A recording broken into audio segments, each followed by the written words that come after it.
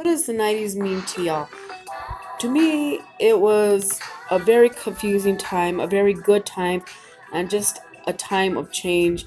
I wouldn't change it for the world. It was the best time to be alive, to be a teenager, to grow up in those times. Very confusing. A lot of bad things happened, but a lot of good things happened as well.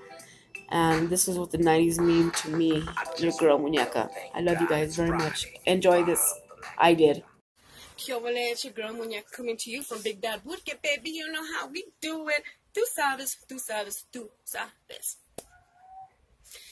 Anywho, so check this out. I had a big old scare do ready to go. But while I was writing and getting ready for this video, it fell. It looked really good. It looked really nice. You know, it's kind of like the way I used to do my hair back in the day. I can't get it that high anymore, you guys. Oh my god, I used to be able to get it like 6-7 inches high, for real. But I just can't do it no more. I don't know if it's because I don't have Aquanet. But, I don't know what the dildo is, but, yeah, I couldn't get it high. But, check it out. This video is a long time in the making. I wanted to make this a long time ago. I really did. I wanted to make it after I did tribute to the 80s cholas. This one is, kind of like a tribute to the 90s chola / the 90s period. Okay? I wanted to come, you know, this is basically my basic chola look. You know, I don't have any blush on. No blush, no contour, nothing like that. I don't have anything like my eyebrows, you know, they're nice and thin. However, during like 1990, 91, 92, I had like little thick brows, and I didn't do anything with them. I just left them. But I think it was 93, I shaved them. I went ahead and shaved them. And, yeah. And, yeah, it's been a while. And then I kept the little Sharpie look all these years. I got into the thicker eyebrows / Sharpie look. You know what I'm saying? So, you know, that's kind of like what I sport now. I like it. I think it looks really pretty, for a woman my age. But, check it out. We are going back to the 90s, people. Yes, we are. And we're going to explore year by year, and then we're going to go ahead and talk about La Raza. And then, I don't know, we're going to do, you know, a few things, you know, during this video. Hopefully it doesn't run over 45 minutes, but if it does, you know, oh well. But, okay, check this out. So let's go to 1990. Personally, this year fucking blew for me. If you guys remember, I'm pretty sure you guys do, my most precious gift taken from me video. It's one of my first videos, and I talk about rape and being raped, and you know, it wasn't the best time of my life. It wasn't. You know what I'm saying? Not the actual part of, you know, the rape part, but the people and just the style and just, oops, sorry, and just everything that was going on around me. But personally, for me, it kind of sucked. But I loved the high hair. I loved being in, you know, high school where I was going, but then I got kicked out. I loved, everything going on around me. My parents were great. I was just a rebellious teenager. That was that. So let's go to 1990. What happened besides me being an idiot child? Okay? Gulf War. I remember the Gulf War going on. I didn't really give a shit about it at the time. But now that I'm a little older, I'm just like, wow, you know what? Saddam was not a nice person. You know, surprisingly. Yeah. Yeah, he started a bunch of unnecessary shit. He invaded Kuwait, and, for oil. And, so, Bush declared war on Iraq. And, I think that's the way it went anyway. I'm pretty sure that's the way it went. But, yeah, you know, Bush was a complex president. You know, he was like, don't fuck with me, president. You know, I could be you know, a dork and act like, you know, be cool. But once you push those buttons, yeah, he's gonna, you know, Bush didn't fuck around. You know what I'm saying? And you know, the presidents from my time, that's the way it should be now. Yeah. And then let me see what else happened. I don't know if you guys remember when John F. Kennedy Jr. He was voted what do you call it? Most eligible bachelor, sexiest man alive. He was very good looking. I remember back in those days, I used to say, damn, he is so cute for being, you know, a suit and tie guy. And, you know, just, yeah, a really nice guy, you know. And he seemed like so sweet and so humble. And just, you know, but that fucking Kennedy curse. That Kennedy curse. That poor family. You know, I just feel so bad for that family. I don't know if you guys believe in the Kennedy curse. I don't know if you guys believe in curses. But, that poor family has endured some bullshit. From suicides, assassinations, to, you know, just a bunch of shit. They've always been in the news, you know, and then poor thing, you know, he just wanted to do good and just marry his old lady, that pretty white girl. You know, she was a very beautiful girl. Very pretty. Those pale blue eyes, and she was very, very beautiful girl. I remember she was very stylish at the time. I remember I used to look at the magazines and I used to be like, God, that girl got style.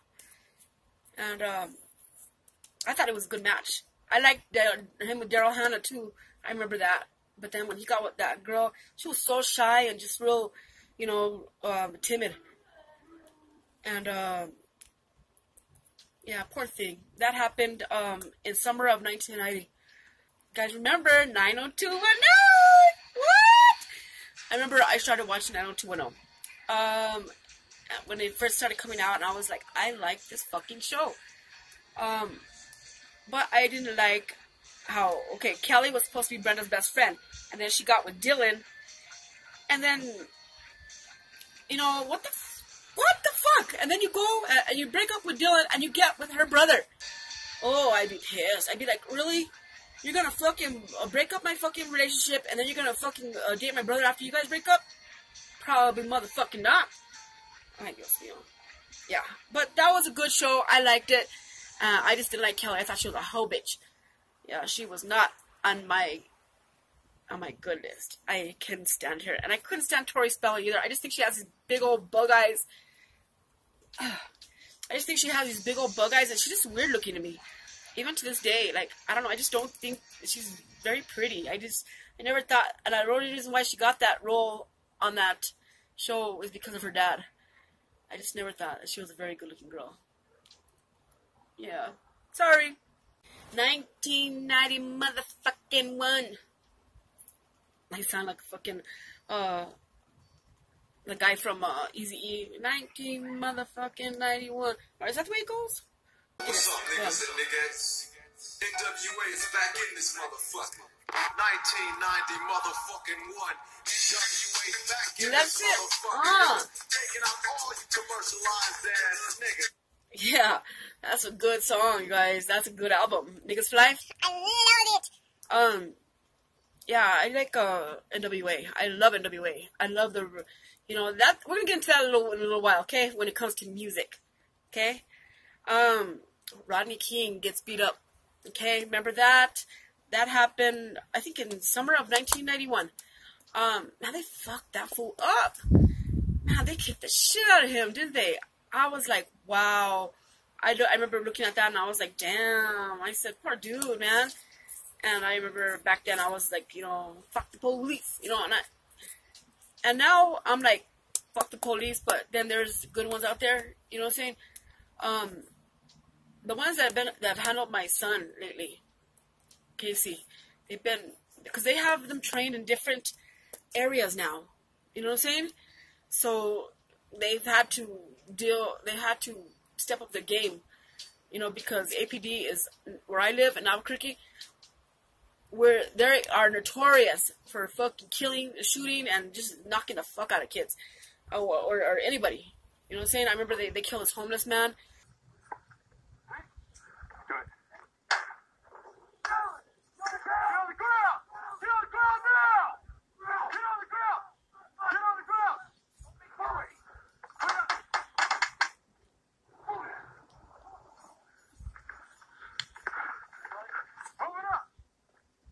was horrible. It was horrible. And then they killed poor Mary Hawks. They shot her right in the back while she was running. What? Well, that little girl is like fucking 4'10". Albuquerque Police Department's use of excessive force. Another deadly police shooting has happened. The APD says the 19-year-old Mary Hawks died Monday after an altercation with police in which she allegedly stole a truck and later pointed a gun at officers. Hawks stands as the third person in 5 weeks to be killed by APD police and the first since the department was put under federal orders to reduce their use of deadly force. Tension over police conduct escalated last month after police shot and killed a homeless camper in the foothills of the Sandia Mountains. Video later showed police officers firing multiple shots on James Boyd, who was ultimately found to be unarmed. What kind of threat do you really think she was gonna... They said she had a gun. She didn't have a gun, and she was running. You know what I'm saying? So, what... Come on, man. She wasn't like... You know, she acted like she was on a horse shooting, you know? Come on. Like, it's just really ridiculous. APD is awful when it comes to things like that. But, I've dealt with some really, really good APD. And, yeah. Boys in the Hood came out. I remember Boys in the Hood. Ice Cube fucking, oh my god, he did a hell of a job, you know, and then, you know, you're just like, you know, he tries to get out of prison, tries to, you know, I mean, you knew that Doughboy was doomed from the minute he got out. He started selling crack again, and, you know, he had his nice ride, and knew he didn't have no damn job, you know, it's just, it's a trip, you know, he was almost doomed for destruction from the beginning, but his poor brother Ricky, you know, you sit there and you're like, poor Ricky, you know what I'm saying? He was a good kid. He was going to college. He had a little baby. You know, he was mama's boy, you know, and I don't know, just really, that movie is sad all the way around. And, it's a good movie, though. Very good. And that's the what do you call it? That's what a lot of mothers have to deal with. It is what it is. Death Row Music is established. Yes. Let's talk about that here in a minute again, okay? I'm gonna get into that, like 93, 94, okay? I'm really gonna get into that. But yeah, Death Row Music comes out in 92. 91. Sorry. 91 for me was the beginning of the year kind of blew. But I left all the toxic people.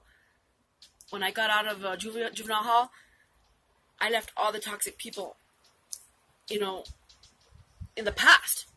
Or so I thought. You know what I'm saying? Kathy, Kelly, Ray, all of them. I left them all behind. And I remember there was days where I would fucking get 3 or 4 letters from the fool. You know, and, you know, at the time I was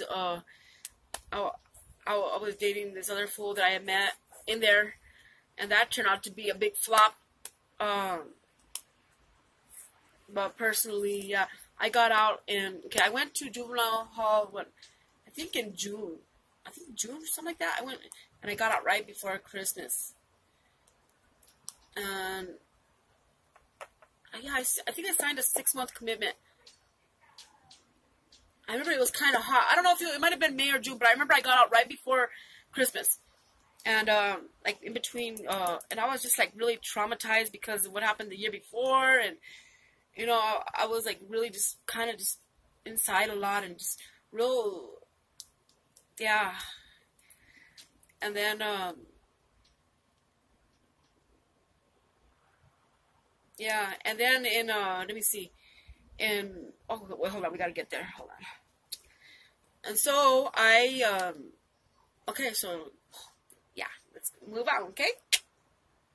Okay, so if you guys remember, you know, in the early 90s, you had, like, Motley Crue and, you know, Poison and stuff like that. The guys with the big old hair, looking kind of, you know, girly.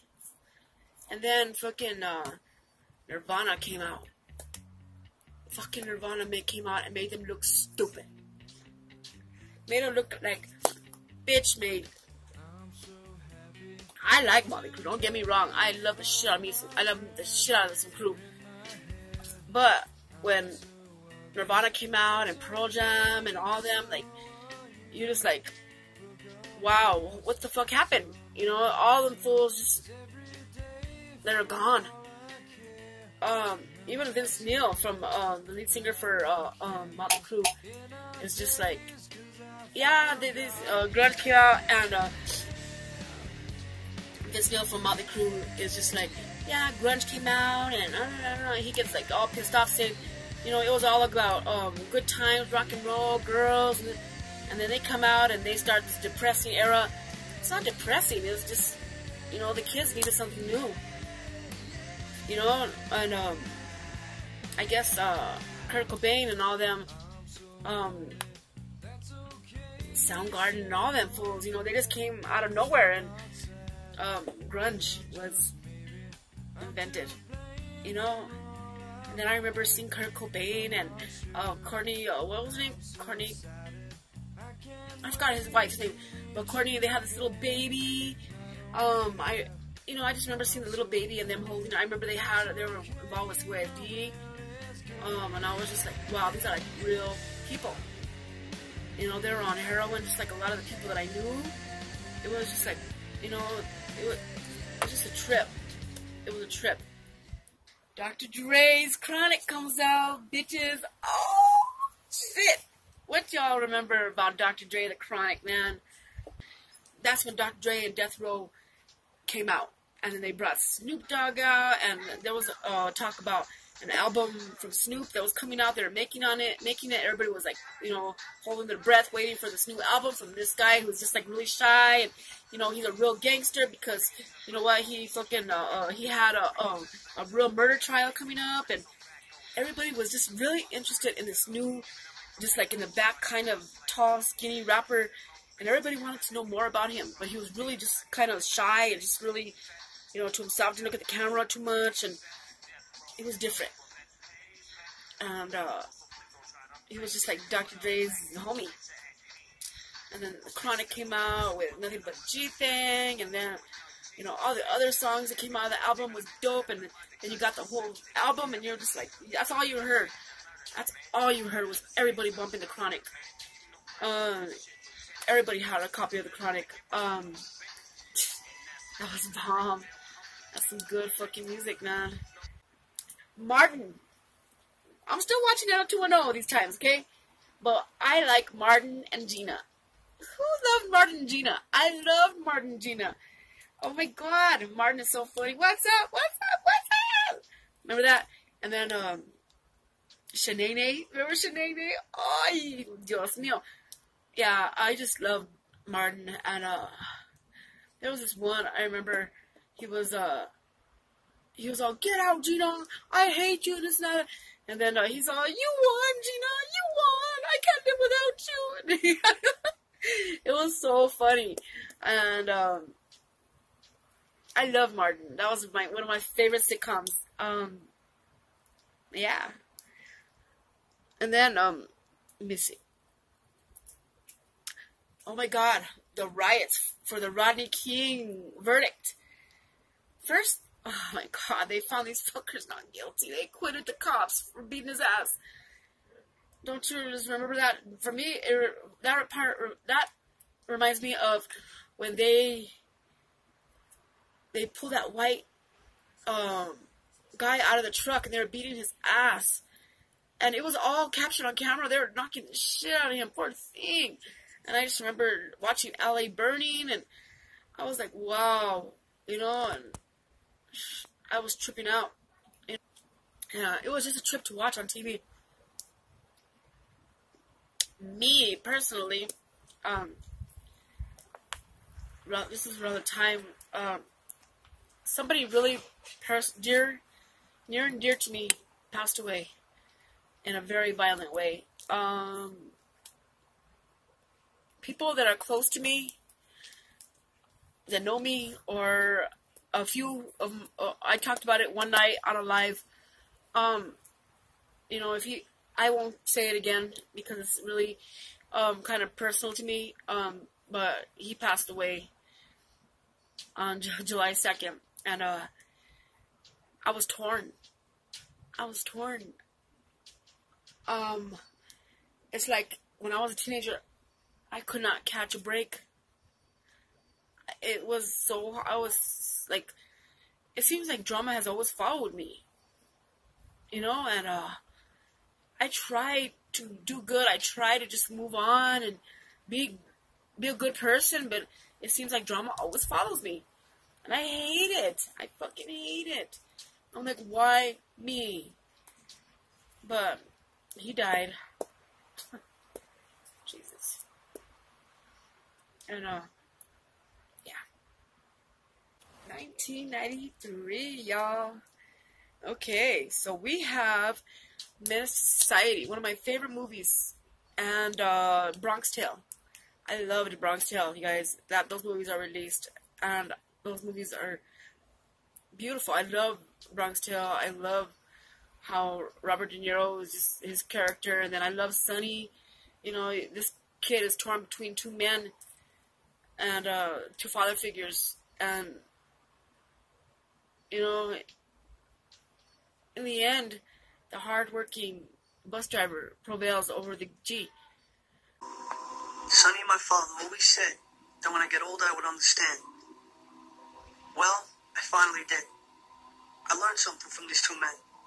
I learned to give love and get love unconditionally. You just have to accept people for what they are. And I learned the greatest gift of all. The saddest thing in life is wasted talent. That's just the way it is. Because the way you live is the way you die. And, you know, that's why you gotta get it right. That movie was just beautiful. I love the way it's written. I love the characters. And, Menace Society, jeez. That movie was just dope. You know, Kane just, he was almost out of the ghetto. He was almost out. He was this close. After starting out with his cousin like that, I knew I was going to have to deal with that fool someday. Damn. I never thought he'd come back like this. Blasted. Like I said, it was funny like that in this sometimes. And you never knew what was going to happen or when. I had done too much to turn back. And I'd done too much to go on. I guess in the end, it all catches up with you. My grandpa asked me one time if I care whether I live or die. Yeah, I do. And now it's too late. But you gotta deal. You gotta handle that karma. You know, unfortunately for Kane, it was just too much, you know, and he saved that kid's life in the end. Otherwise, that kid would have got blasted. But I think he did good as far as, you know, self-sacrifice. It was just really sad. Finally, Doggy Style is released. Okay? I remember listening to Doggy Style for the first time, and I was just like, damn, this shit's fucking hard. You know what I'm saying? Then he came out with Gin and Juice, and then, you know, then we heard Murder Was the Case, and fucking, It's a Doggy Dog World, and, you know, just all those badass songs, you know, and you were just like, this motherfucker's bad, eh? You know what I'm saying? And Death Row is blowing up. And, you know, you're just so excited, you know, to hear these albums. And I can honestly say that I lived through these times when these artists were coming out when they were young. It was a really cool thing. Bill Clinton is elected. Yeah, Bill Clinton, the coolest president of all time. I love Bill Clinton. He's a crazy fool. Fucking Bill Clinton playing the saxophone on MTV and.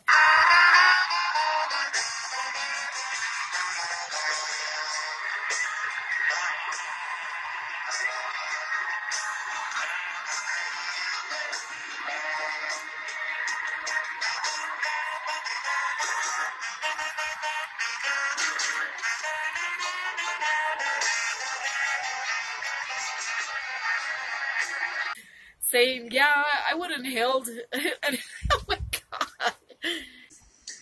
And that when I was in England, I experimented with marijuana a time or two, and I didn't like it, and didn't inhale, and never tried it again. He was the gangster president, you know, and he was just a trip. He just seemed like he ran the country like he should have, but personally, he was just a nitwit. You know, he got in trouble with that Monica Lewinsky, and forget it. One thing to the American people. I want you to listen to me. I'm going to say this again. I did not have sexual relations with that woman. Ay, Dios mío. Qué vato, ¿no? And guess who's pregnant? Guess who's pregnant? 15-year-old Tonya is pregnant with Casey Anthony. Yeah. Yeah. I'm pregnant with my son. I have mixed feelings. I'm really not happy about it, but I am, you know, because I'm so young, you know, so young, and I'm so confused. These are confusing times, you know, because I'm a child myself, you know, and I have no idea what's going on. I have no idea what the hell I'm doing. And,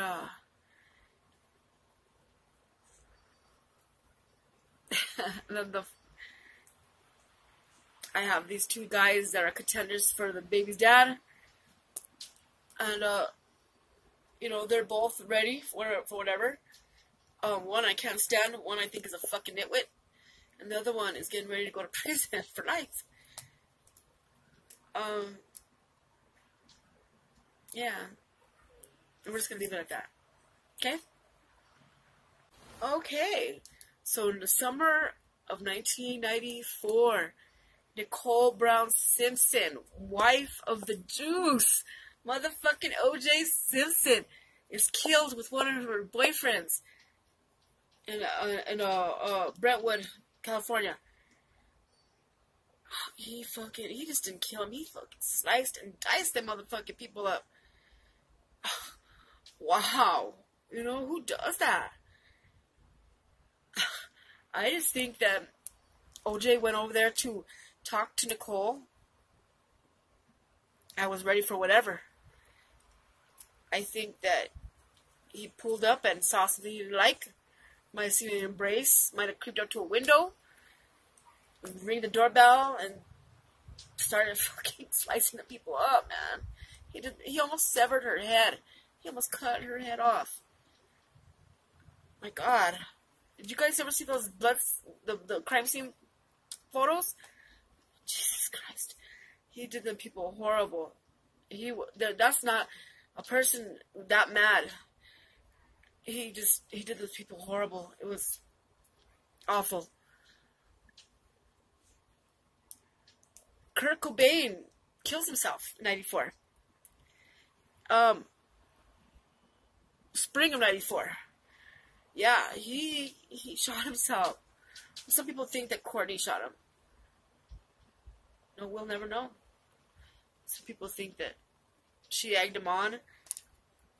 Some people, I don't know, you guys. Nobody knows except for them.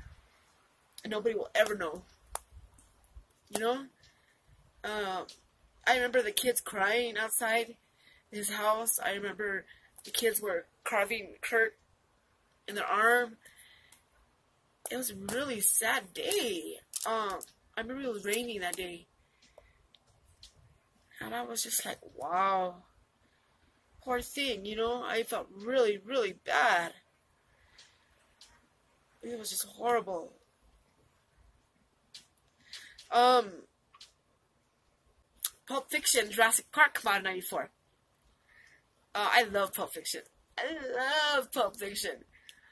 And I will strike down upon thee with great vengeance and furious anger those who attempt to poison and destroy my brothers. And you will know my name is the Lord.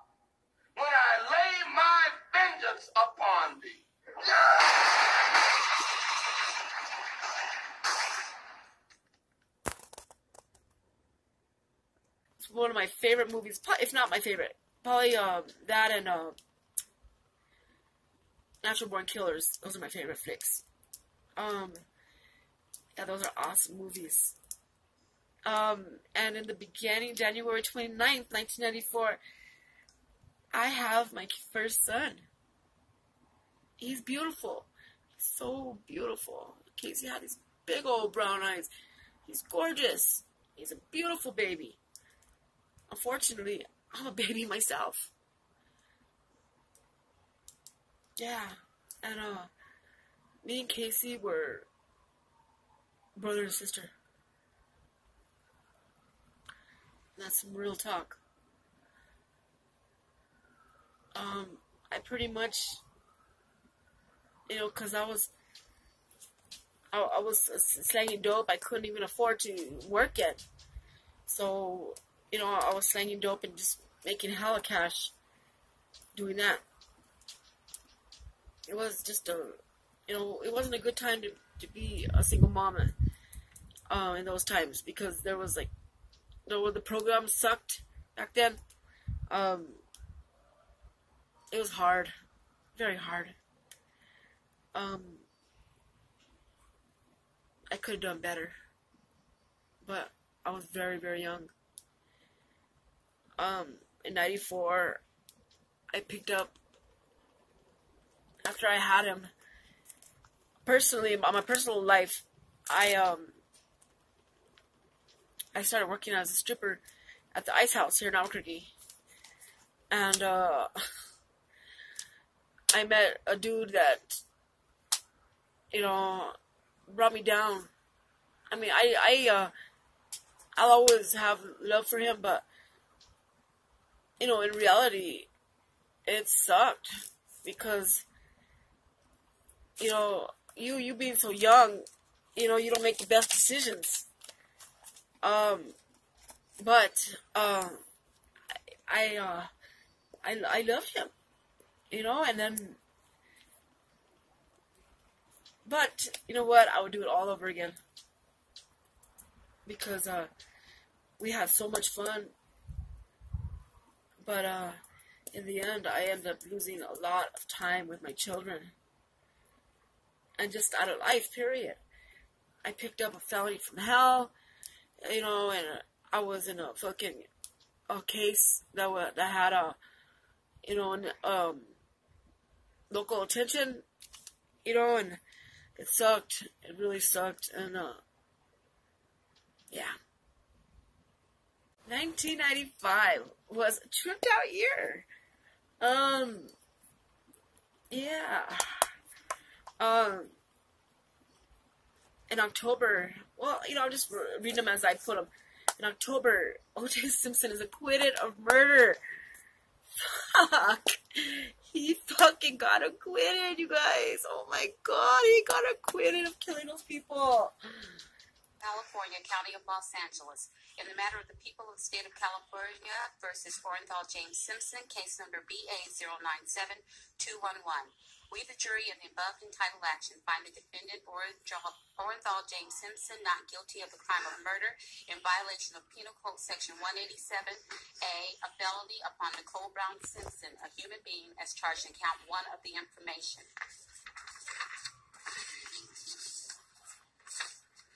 Superior Court of the State of California, County of Los Angeles, in the matter of the people of the State of California versus Orenthal James Simpson.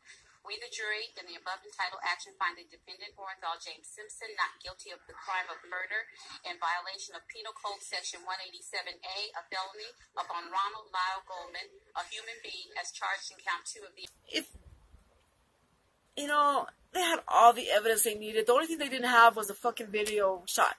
But they had a smoking gun. And the evidence was overwhelming. And it's just because of that one detective, Mark Fuhrman. I even remember his name. Mark Fuhrman. Remember fucking Mark Fuhrman. Bastard, huh? He fucked up that whole case. Being racist. They knew their case was fucked once the Mark Fuhrman. It was bad. And it pretty much, like, you see the whites reaction, white people's reaction, and then you see the black people's reaction. You're just like, We, the jury, in the above entitled action, find the defendant Orenthal James Simpson not guilty.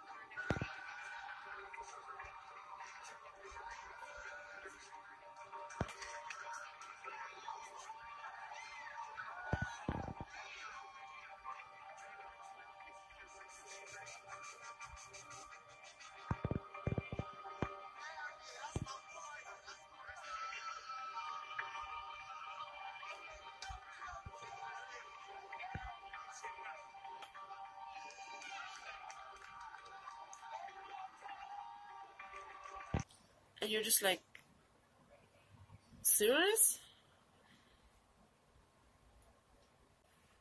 My favorite basketball player is Dennis Rodman. You know me, I never go with the one that, you know, you think that I would say Michael Jordan because he's, you know, the hero, and fuck no, I like the freaks. I like Dennis Rodman. He's a badass. He's a freak, you know, and I just think he's so dope. Just the things he does. The only thing I didn't like that was kind of weird to me is when he had the wedding dress on. I was like, really? But other than that, like, I liked his stilo. He was dope. And he played some good ball. Oklahoma federal bombing. That was so sad, you guys. I was just like, oh my god. 1,200-pound car bomb ripped through the 9-story federal building shortly after 9 o'clock this morning. More than 500 people were already in their offices, and at least 50 children were in a daycare center on the 2nd floor. Bombing in Oklahoma City was an attack on innocent children and defenseless citizens.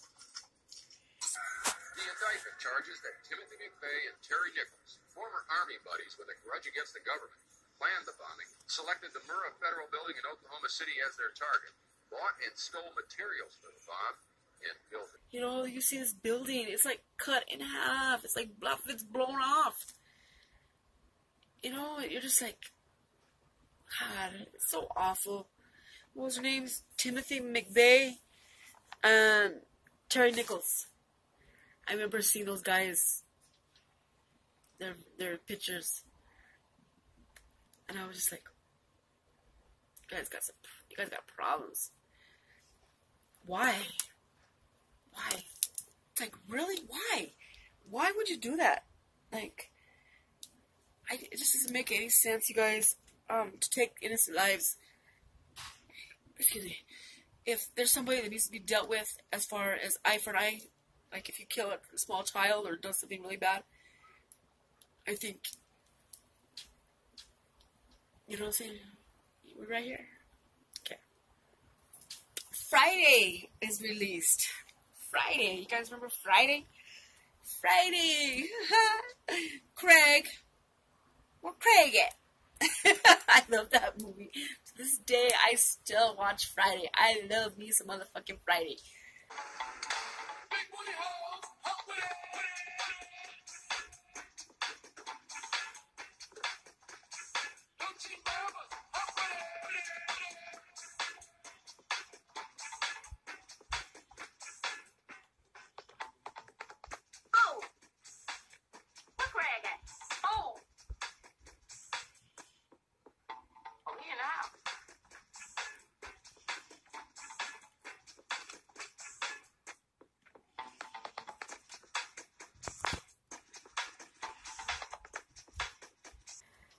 Friday's great. I remember just laughing my ass off and fucking just getting high. By the time I was like I was on bond, and yeah, So I need to stop getting stoned and yeah. Eazy-E dies of AIDS in 95. I remember, you know what? I know Eazy wasn't gay. So this hit the hood like, if Eazy-E can get AIDS, anybody can. Eazy-E has died in Los Angeles after a battle with AIDS. Eazy-E, whose real name was Eric White, was a member of the group NWA, which helped popularize harsh inner-city rap music. White only learned he had AIDS after being hospitalized last month because of some breathing problems. White was 31. Like, damn, poor thing. Boys in the hood, man. You know what? Poor thing. I just feel so bad for the little guy with the mad dogs. You know, I love Eazy-E. He's one of my favorites. He's dope. He's flow. You know, he's just one of the OGs. He's one of the, I think there's 5 godfathers of rap, and that's NWA. And Too Short, maybe. Too Short, and I don't know, there's just so many good rappers from the 90s. Unfortunately, 95, Selena, one of my great idols, my influencers, I guess you could say. She got killed. You guys all know the story about Selena, the manager of her fan club. You know, it sucks when it happens. I feel bad for her. I feel bad for her family. I just hate the way her family is so fucking greedy. There's plenty to go around, you guys. You guys don't have to be that greedy. Yeah, they didn't want Chris to make the book, and god damn, you own the rights to her music, bro. Come on, you're set for life, bro. I just think that they are the greediest people ever. I think her family is so fucking greedy. It's not even funny, you know? And, you're just like, damn. You know, and then, the sister, you know, with that Selena line, they didn't have to use her name. They could have put, I don't know, I just think the family is very greedy. And then they don't want Chris to make any money off of it, you know, oh, they just bugged me. Alright, my gente, here's part 1. And I will start immediately doing part 2. It's just, this is taking up a lot of time, and I haven't put out a video in a while. So this is why I'm doing part 1 and part 2. We're barely at 95, so there's a lot more to come. See you guys in the next one. Love you guys. Bye-bye.